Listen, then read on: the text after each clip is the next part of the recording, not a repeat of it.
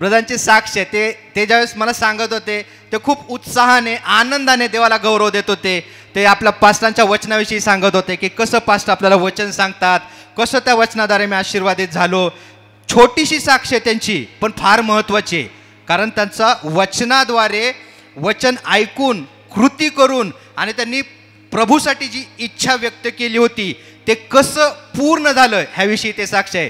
हे आपण त्यांच्या तोंडातून थोडक्यामध्ये ती साक्ष ऐकूयात. हालेलुया. Praise Lord. गुरुवारच्या दिवशी इथं चर्चला यायचं होतं मला. बुधवारच्या रात्री माझे दोन्ही डोळे सुजले, एकाएकी सुजले आणि एका डोळ्यामध्ये पू आलं आणि दुसऱ्या डोळ्यामध्ये सुजून गेलं होतं, एकदमचं पाणी भरलं होतं. तर मी बोललो, अरे प्रभू मला आता उद्या गुरुवारी चर्चला जायचं आहे, तर मी कसं जाणार आहे, मी काय करू, मला काही समजत नाही. मी डॉक्टरकडे जाऊ शकतो पण माझ्याकडे पैसे आहेत, पण मला डॉक्टरकडे जायचं नाही. डॉक्टरकडे जाऊन मी अजून कशाला लांब लंबट करून घेऊ. मला प्रभूवर विश्वास आहे, माझं वचनावर विश्वास आहे.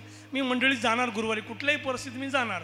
मला माहीत नाही, मी ओळखत नाही कोणाला, फक्त मी तुला ओळखतो. असं करून मी अभिषेक तेल, माझ्याकडे बाटल्या भरपूर आहेत, मी कधी अभिषेक बाटलीचा कधी उपयोग नाही केला. मला वचनावरला विश्वास आहे. काल अचानक मला ते मास्टरचं वचन मागच्या आठवड्याचं आठवण आलं, अभिषेक तेल घ्यायचं. म्हणजे तेल घेतलं आणि त्या दोन्ही डोळ्याला लावलं, हळूहळू इथं लावलं आणि वचन चालू होतं मंगळवारचं टेस्टिमेंट, पिंपरीचं वचन लावून मी ऐकत होतो. वचन ऐकता सगळं संपल्यानंतर प्रार्थना फाटली चालू झाली की मेरे पीछे ऐसा बोलो. मग ते मी ऐकत होतो आणि मग बोलत होतो मनातल्या मनात आणि बोलत होतो, कारण शेजाऱ्यांना आवाज ऐकू येईल म्हणून मी आपल्या मनातल्या मनात म्हणत होतो.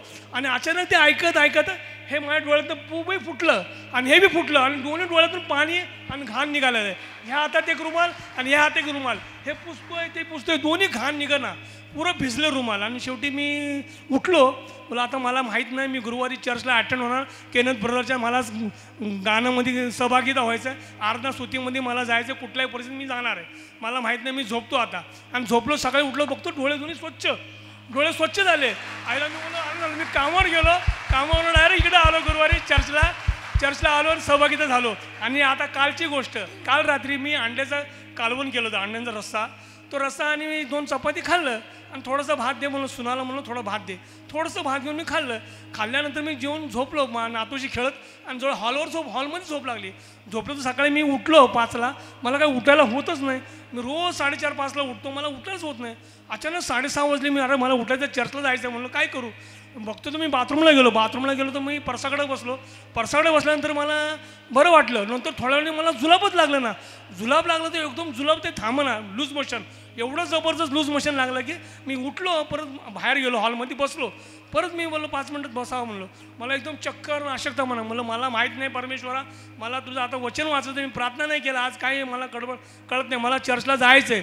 परत मी गेलो वॉशरूम परत तिथं बसलो, परत 15 मिनिटांनी मी परत आलो, परत मला चक्कर मी सोफ्यावर झोपलो. झोप्यावर झोपल्यानंतर मी परत मला तसं झालं, 3-4 वेळा असंच झालं. मी बोललो मला माहीत नाही, मी ओळखत नाही मी कुणाला, मला आत्ताच्या आत्ता जायचं चर्चला. उठलो, बाथरूममध्ये गेलो, पटापटा 2 बाटल्या घेतल्या ओढून अंगावर आंघोळ पाणी बिणी केलं, आंघोळ केलं आणि केनथचं ब्रदरचं गीत लावलं, देवाचं गीत, ते सॉंग ऐकत असतो मी रोज सकाळी.